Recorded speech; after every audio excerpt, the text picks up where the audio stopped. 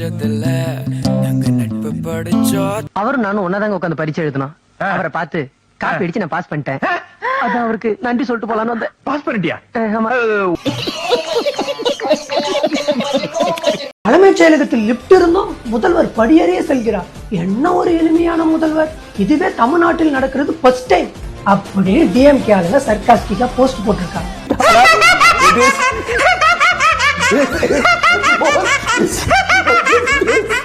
அப்போ முன்னாள் இருந்த முதல்வர் முட்டி செத்தவரன் கலாய்க்கிறியா நீ? முன்னால் இருந்த முதல்வரின் முட்டி செத்தவர் என்று கலாய்க்கும் இந்த 200 ரூபாய் ஊப்பியை விர்ச்சுவல் வாரிஸ் வன்மையாக கண்டிக்கிறோம். மிஸ்டர் சுடலை ஸ்டாலின் அவருடைய தகப்பன் சர்க்கர நாற்காலி சதிகாரன் கலைஞர் கருணாநிதி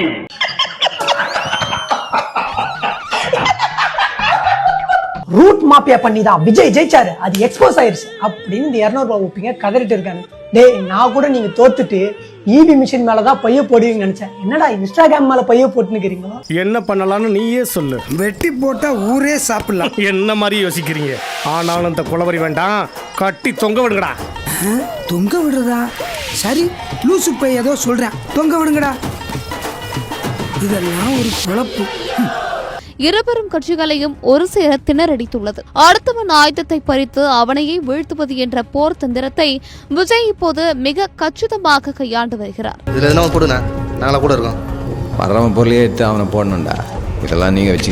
பொதுவாக ஆட்சி மாற்றம் ஏற்படும் போது முந்தைய அரசு கொண்டு வந்த திட்டங்களை புதிய அரசு முடக்குவதுதான் தமிழக அரசியலில் வழக்கமாக இருந்தது. பாம்புக்கு பாயா போட்டாலும் சரி, பணியாரம் போட்டாலும் சரி, அது என்னைக்குமே பணியாது.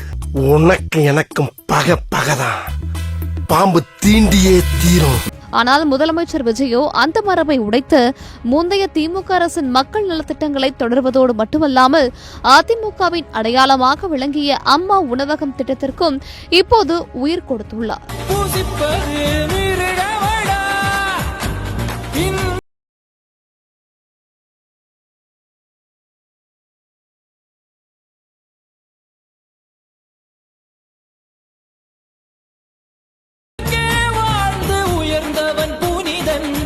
வந்து திருப்பி வந்து நாங்க ஆரம்பிச்சு போறோம் அப்படின்ற மாதிரி தளபதி சொல்லியிருந்தாரு. இன்னைக்கு காலையில் நானும் வந்து வீடியோ போட்டு நான் பார்த்தேன். நீ சாயந்தரம் இங்கே வேகமான வேலைகள்லாம் நடந்துட்டு இருக்கு. எனக்கே வந்து ஷாக்கிங்கா இருக்கு. சொல்லுவாங்க பாரு, இதை செய்யறதுக்கு பல வருஷம் ஆகும். இப்ப பார்த்தா வேகமா வந்து செஞ்சுட்டு இருக்காங்க. நம்ம சூரம்படி போலீஸ் ஸ்டேஷன் பக்கத்துல இருக்கிற அம்மா வந்து வேகமா வந்து பெயிண்ட்லாம் அடிச்சு ரெனோவேட் பண்ணிட்டு இருக்காங்க. எனக்கே ரொம்ப ஷாக்கிங்கா இருந்துச்சு.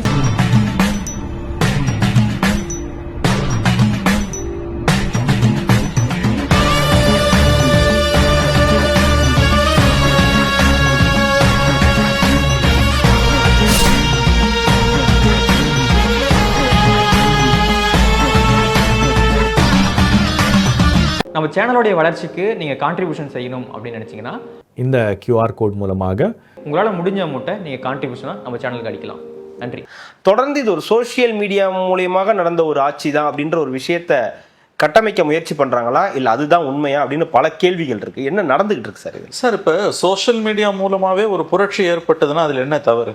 எனக்கு வருத்தம்ப்பா, எனக்கு ரொம்ப வருத்தம். இது சோஷியல் மீடியாவில் வந்த ரெவல்யூஷன், மக்கள் இதை விரும்பலன்றது என்னால் புரிஞ்சுக்க முடியல. ஏன் இப்படிலாம் இவங்கெல்லாம் பேசுறாங்க அப்படின்ட்டு. இந்த தோல்வி உங்களுக்கு எந்த அளவுக்கு பாதிச்சிருக்கு அதுதான் தேவை எனக்கு. அதுக்காக நீங்க அழுவ கூடாது. இல்ல நீங்க அழுவுறீங்க. இல்ல சார், இல்ல கண்ணு கலங்குது. அழுவல சார், இல்ல வந்துடுச்சு. சோஷியல் மீடியா மூலமா மட்டுமே வந்த மாற்றம் என்று சொல்லுவதன் மூலம் இவர்கள் என்ன சொல்ல விரும்புகிறார்கள்? சோஷியல் மீடியா மூலமா வந்த மாற்றம் என்பது உண்மையான மாற்றம் அல்ல, அது போலியானது. மறுபடியும் கலைச்சிட்டு எலெக்ஷனுக்கு போலான்னு சொல்றாங்களா? அதை இவங்க தெளிவா சொல்லணும். திரும்ப தேர்தலை தான் நடத்தி பாருங்களேன், நடத்தினா நமக்கு வாய்ப்பு இல்லைன்ற அந்த பயத்துல இங்க இருந்துகிட்டு பயம் அதை கொடுத்தது யாரு? நாங்க.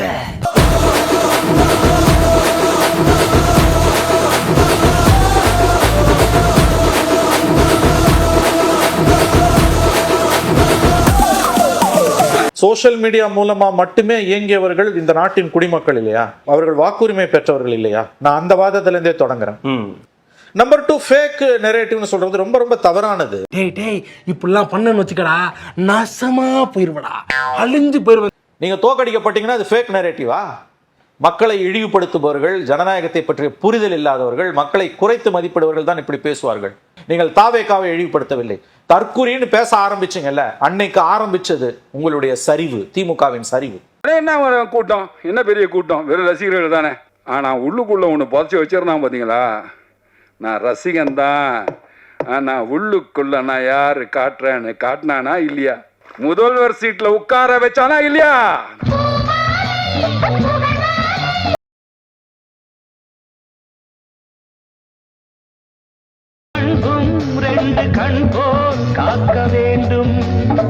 நீங்க படிக்கிற பசங்களெல்லாம் திட்டுனீங்க.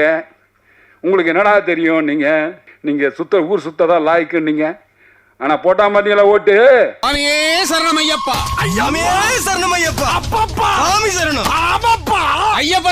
உனக்கு ஓட்டு போடலன்னா அவன் தற்குறியா?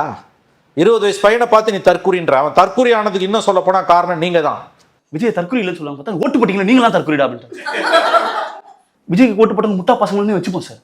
இதுக்கு முன்னாடி ஒரு எலெக்ஷன் நடந்துச்சு சார், அதுல இவங்க வந்தாங்கல்ல, இவங்களுக்கு அவங்க தானே ஓட்டு போட்டாங்க. அப்ப அவங்க புத்திசாலியா இருந்துட்டாங்களோ? இல்ல, ஒருவேளை அவங்க அப்ப புத்திசாலியா இருந்தாங்க, இப்ப முட்டாளா இருந்தாங்கன்னு வச்சுப்போம். அப்ப யார் ஆட்சியில அவங்க முட்டாளா மாத்திருக்கீங்க? ஸ்டூடெண்ட் பாலிடிக்ஸ் ஒழிச்சு கட்டினது யாரு 30 வருஷத்துல? காலேஜஸ் பூரா எலெக்ஷனே இல்லாம பண்ணது யாரு? அபொலிட்டிக்கலா மாத்தினது யாரு? உங்க பாஷையில சொன்னா சினிமாக்காரன் பின்னால கூத்தாடி பின்னால ஓட வச்சது யாரு? நீங்க. எங்க உங்களுக்கு ஆப்பு வச்சிருவானோன்ற பயத்துல. எலெக்ஷன் பத்தி உங்க ஒப்பீனியன் என்ன? என்னன்னா எலெக்ஷன் வேணும், அவ்வளவுதான். காலேஜ் படிக்கும் போது இந்த எலெக்ஷன் கேன்வாசிங் லீடர்ஷிப் இதை பத்திலாம் தெரிஞ்சுக்கிட்டாதான் நாளைக்கு ஸ்டேட் சென்ட்ரல் எலெக்ஷனை பத்தி ஒரு அவேர்னஸ் வரும். காலேஜ் படிக்கிற மாணவர்கள் தான் ஃபர்ஸ்ட் டைம் ஓட்டர்ஸ். எந்த ஸ்டூடெண்ட் மூவ்மெண்ட்டை வச்சு நீங்க அதிகாரத்தை கைப்பற்றினீங்களோ இன்னைக்கு அது உங்களுக்கு எதிராக திரும்புதுன்னு ஒண்ணு ஸ்டூடெண்ட் எலெக்ஷனே ஒழிச்சு கட்டினீங்க. இந்த ஈன பொழப்புக்கு பேசாம எங்கயாவது போய் ஊருக்கு போயிடலாம். எதை வச்சு நீங்க ஃபேக் நரேட்டிவ்னு சொல்றீங்க? ஒன்னு புரிஞ்சுக்கோங்க, இந்த ஃபேக் நரேட்டிவ்க்கு ஏன் பலியானாங்க அதை பேசுங்களேன். ஒரு குடும்பம், அந்த குடும்பம் தான் ஒட்டுமொத்த தமிழ்நாட்டையும் ஆளும். அந்த கட்சியில் இருக்கும் அத்தனை பேரும் குருடில மன்னர்கள். புதுசா படிச்சுட்டு வர ஒரு இளைஞன், ஒரு 25 வயது இளைஞன் உண்மையிலேயே அரசியலுக்கு வரணும்னா அந்த கட்சிக்குள்ள அவன் போக முடியுமா? வணக்கம் சார். வணக்கம் சார். என்னையா வயிற்றுல செவர் கட்டி வச்சிருக்கீங்க? குதிரை கொள்ளு வைங்க. அவனுக்கு என்ன ஸ்கோப்? 50 வருஷம் ஆச்சு இந்த இடத்துக்கு வரத்துக்கு ஸ்டாலினுக்கு. என் குடும்பத்திலிருந்து யாரும் அரசியலுக்கு வரமாட்டார்கள்னு தொலைக்காட்சி பேட்டியில ஸ்டாலின் முழங்கினாரு. 21 உதயநிதிக்கு பொறுப்பு, எம்எல்ஏ 22 மந்திரி, 24 டெப்டி சிஎம். ஒரு அரசியல் குடும்பத்துக்கு பிறந்தவங்க ஒரே காரணத்துக்காக நான் அரசியல் வரணும்னு அவசியம் இல்லை. மக்கள் ஒன்றும் திமுகவின் அடிமைகள் அல்ல. நீங்க மக்களை இழிவுபடுத்துறீங்க. நீங்க இன்னமும் பாடம் கத்துக்கல. உங்க தோல்வியில் இருந்து நீங்கள் இன்னமும் பாடம் கற்கவில்லை. ஏன் இது நடந்ததுன்னு ஏன் திமுக யோசிக்க மாட்டேங்குது? ஏதாவது பண்ணுங்கடா. எனக்கு ஒரு ஐடியா. என்னப்பா? சாப்பிட்டு சாயங்காலமா தேடுவோமா? இல்ல பாடம் கற்கலையா, இல்ல ஏத்துக்க மனம் இல்ல? ஏத்துக்க மனம் இல்ல, பாடம் கற்கவும் மாட்டாங்க. அவங்க இப்படியே தான் இருப்பாங்க. மாறாதையா மாறாது, மனமும் குணமும் மாறாது. ஸ்டார்ட் பண்ணு.